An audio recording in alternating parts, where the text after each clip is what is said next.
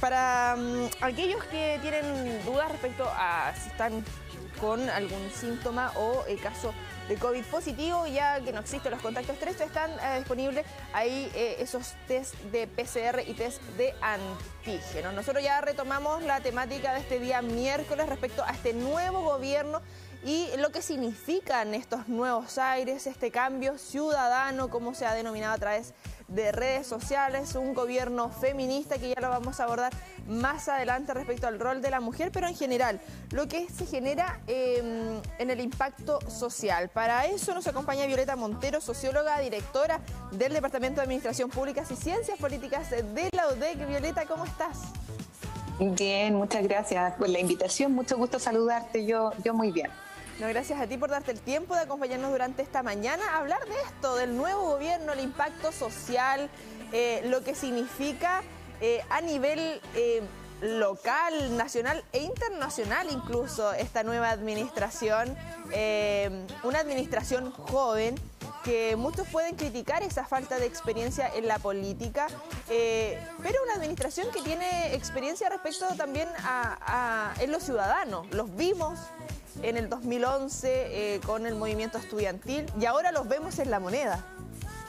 Así es. Bueno, yo justamente estudié hace bastantes años, a propósito de mi tesis de doctorado, a esta generación joven que se desplegó en el 2011. Los nombres que hoy día vemos en el gobierno y también en el Parlamento son los nombres del año 2011 como dirigentes estudiantiles. Giorgio Jackson, ¿cierto? Gabriel Boric, Camila Vallejo, Carlos Cariola y muchos de los demás asesores que hoy día están también ocupando cargos públicos. En ese sentido, efectivamente, son personas que tienen una larga trayectoria de politización, diría, de movilización política, luego de instalación en espacios políticos institucionales. Recuerda que en el caso de Boric llegaron al Parlamento en esta suerte de bancada estudiantil. Ese era el concepto que se utilizaba para hablar, ¿cierto?, del arribo de estos ex estudiantes que venían a de algún modo movilizar, a cuestionar, a interpelar también las prácticas. El uso de la corbata en el caso de Boric es un ejemplo, ¿cierto?, de aquello. Me parece entonces que es una generación que fue ganando experiencia, que tiene una larga experiencia en términos de movilización social, de activación política, pero que ahora tienen el tremendo desafío de instalarse en las redes de la gestión política, de la gestión administrativa, y eso sin duda es un desafío que yo espero estén a la altura de los tiempos, de las necesidades que tenemos como país. Tú también decías como región, tenemos la instalación hace poco de la delegada presidencial que convive entonces con un gobernador recientemente electo, en la historia de Chile me refiero, así que son muchos desafíos en términos de la gestión política y administrativa.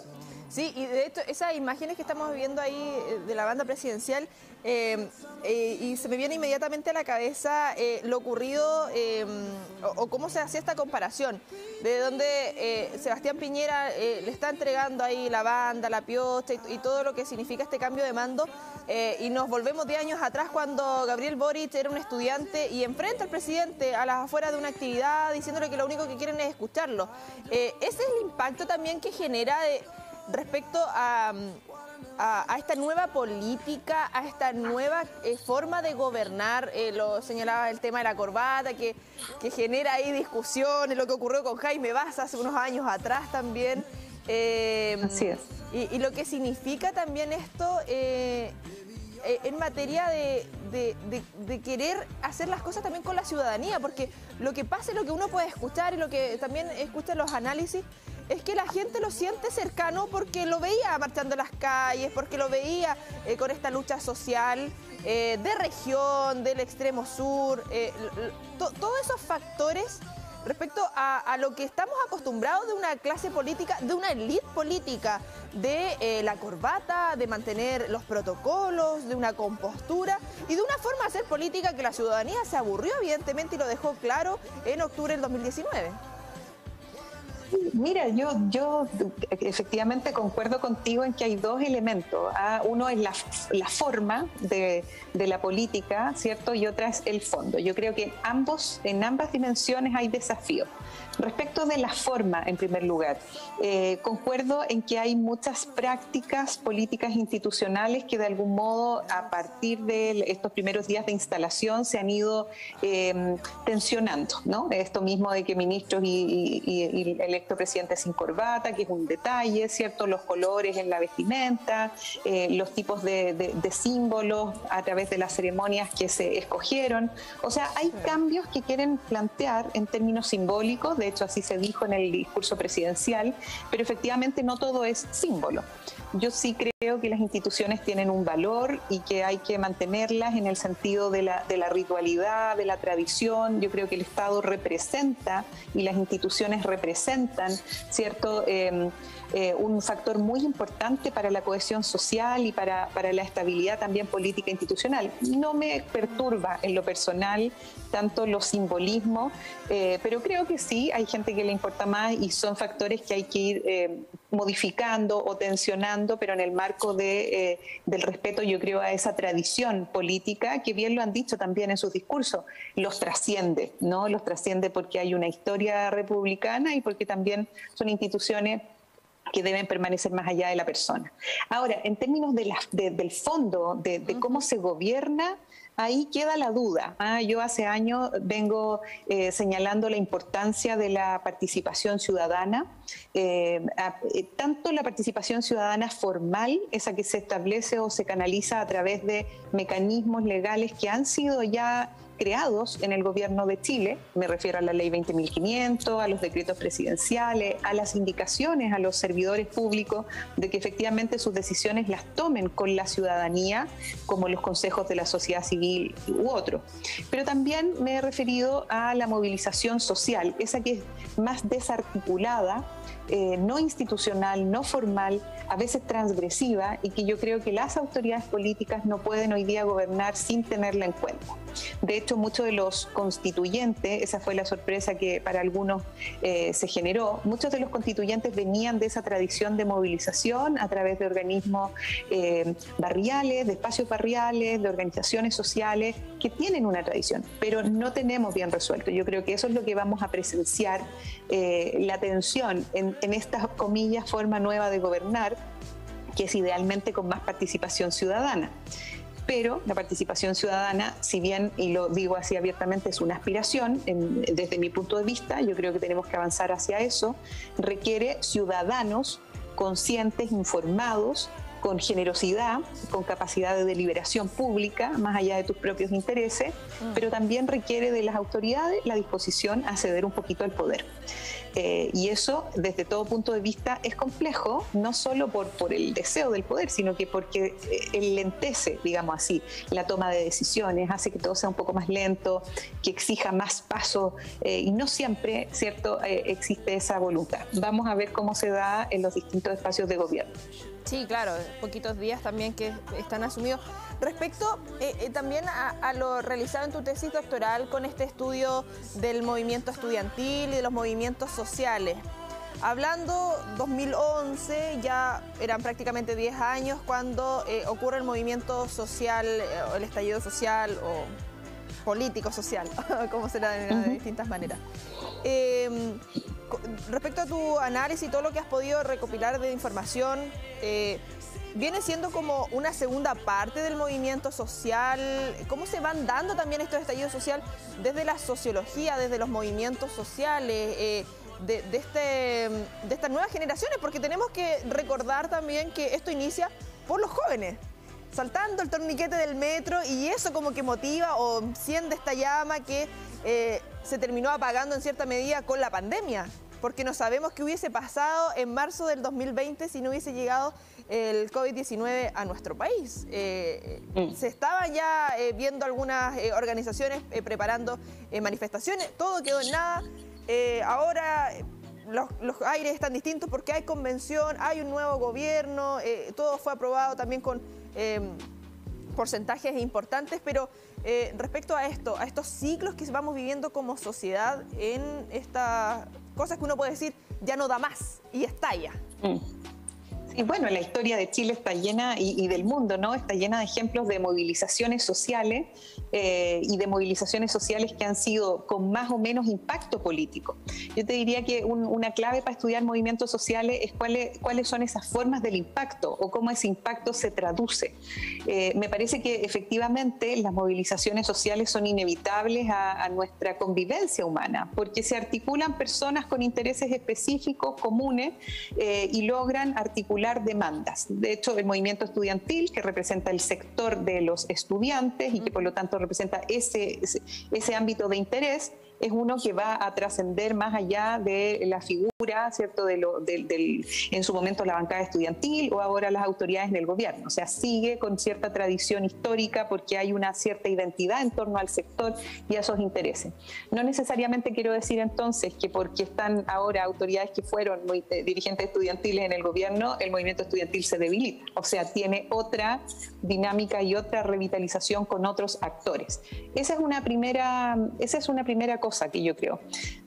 Ahora, sin lugar a dudas, la movilización, si uno hiciera ese análisis, la movilización de cuestionamiento crítico a nuestro sistema político es una que ha ido avanzando con distintos hechos, con distintos eventos, ha ido avanzando y se ha ido tomando espacios institucionales, ¿no? Como que se va institucionalizando esa demanda social. Y también es un ejemplo que se puede ver en distintos países, con distintos actores. Imagínate Evo Morales, que representaba el movimiento de pueblos indígenas y cocaleros. Entonces, son fenómenos o ciclos, ¿cierto?, de protesta que vamos viendo. No significa que vamos a tener menos conflictividad social, eso no lo sabemos.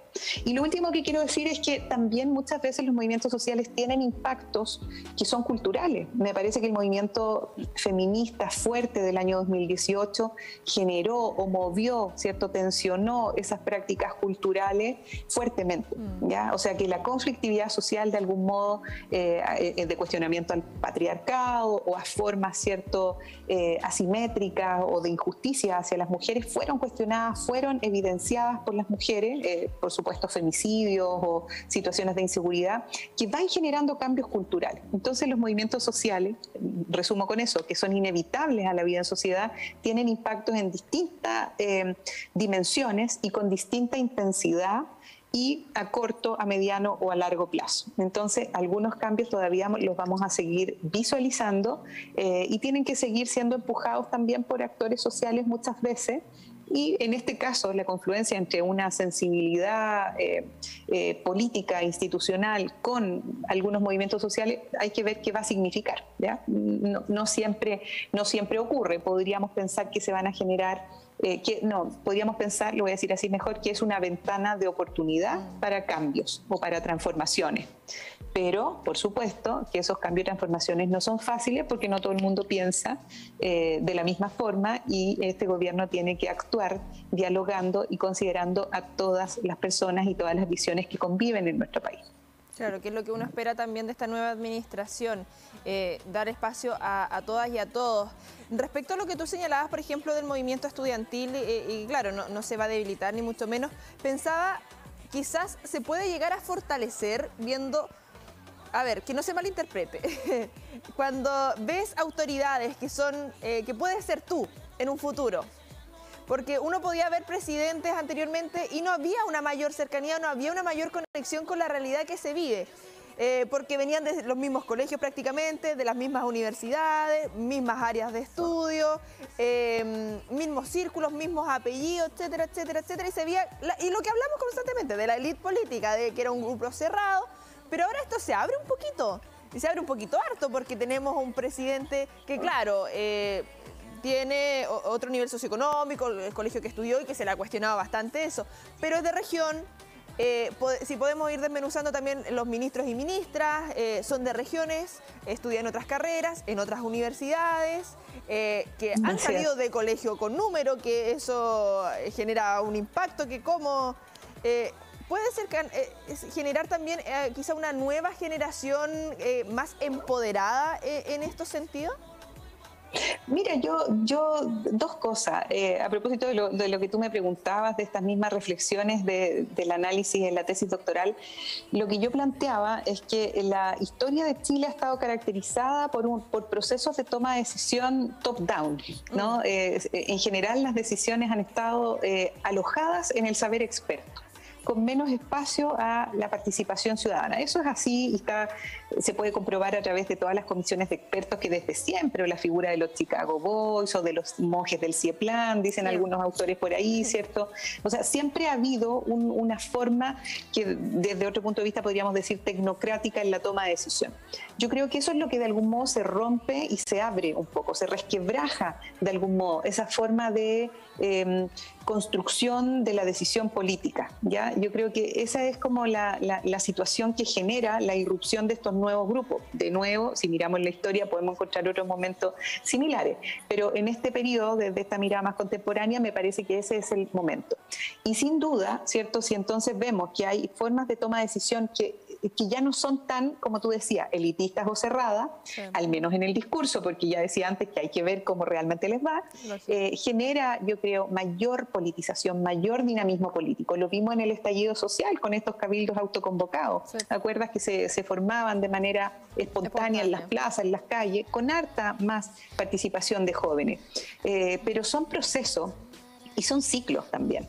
Entonces yo esperaría que tengamos cada vez, siempre digo lo mismo, más interés de las personas en la política, más interés de las personas en lo público, más compromiso ciudadano, porque además todas las tendencias de descentralización, de transferencia de competencia a los territorios, a las regiones, nos obliga a ser personas interesadas, comprometidas, no, varios han dicho esto, lo repito, no tanto clientes nomás esperando la acción del Estado, sino que también sentirnos más partícipes, y eso es un desafío, es un trabajo que los dirigentes sociales asumen siempre, pero que ojalá nosotros los ciudadanos también nos mantengamos al menos informados, que es lo mínimo que deberíamos hacer.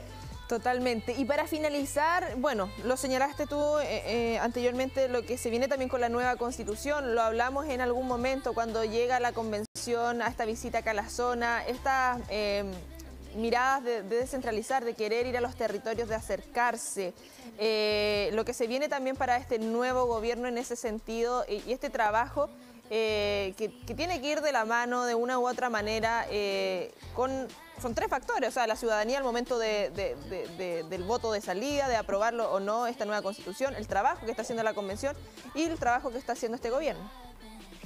Sí, estamos en un momento muy delicado. Depende de la lectura, o muy esperanzador o muy terrible, ¿cierto? Depende de dónde la gente se posicione, pero sí, sin duda, estamos en un momento de incertidumbre. Ya se ha dicho que efectivamente, si es que la Constitución se aprueba, el gobierno de Boric tiene mejores condiciones para llevar a cabo o impulsar su programa de gobierno, porque muchas de las propuestas de gobierno están más en sintonía con la discusión que se está dando. Ahora, también yo comparto esa visión, que el maximalismo de las propuestas constitucionales puede generar finalmente un fracaso, ¿no? en esas propuestas y en ese trabajo que se ha hecho, que a mí en lo personal me consta, porque hemos seguido a través del Foro Constituyente, el Observatorio Constituyente, a los constituyentes y todo lo que han hecho, ha sido un trabajo arduo en el sentido de escuchar, en el sentido de procesar, en el sentido de construir propuestas. Todos esperamos que a nuestro país, independiente de nuestra posición, le vaya bien. Y yo creo que el hecho de que le vaya bien significa lo que varios han dicho, de verdad, escuchar, dialogar, mesurar los cambios sociales. Ya decía, no necesariamente son radicales, eso ocurre en estados excepcionales, pero en general las transformaciones sociales son más bien incrementales, son más bien sobre la base de estas conversaciones y asumiendo que no todo el mundo piensa igual que tú. Y yo creo que ese es el desafío tanto de los convencionales constituyentes hoy día al momento de terminar de construir este texto que debiese representar a la gran mayoría de la población para que sea aprobado. Porque además se espera que se apruebe con un margen, ¿cierto?, que nos dé alegría, ¿no? Sí. No que se apruebe así justito. Entonces, tienen que darse muchos factores en esta confluencia, un trabajo serio, dedicado, ajustado a las indicaciones gubernamentales, de gestión pública, ¿cierto? Con probidad, con transparencia, con participación, pero sobre todo a quienes los lideran, esperamos entonces que hagan ese trabajo con apertura, con el diálogo necesario, con la negociación necesaria para que entonces se construya, por un lado, un trabajo de la Constitución que tenga un apoyo ciudadano y que permita entonces avanzar en algunas transformaciones que me parecen muy necesarias en el país, respetando también las condiciones de las personas en términos generales. Nos vamos a quedar con esa reflexión. Violeta Montero, socióloga, doctora en sociología, magíster en política y gobierno. Ya vamos a tener más oportunidades de seguir conversando esto que está recién empezando. Se ven muchas cosas, ¿no? Mira, imagínate la delegación provincial, cómo le va a ir, cómo se van a definir las seremías, qué va a pasar. Tenemos aquí, estamos muy atentos mirando todos los procesos políticos y sociales y yo espero que estas conversaciones también incentiven, como bien decía antes, a las personas, a todos, a que nos mantengamos informados, atentos y ojalá participando. Que tengas una excelente jornada, Violeta. Un gusto que nos hayas podido acompañar. Que estés muy bien. Gusto saludarte igual. Gracias.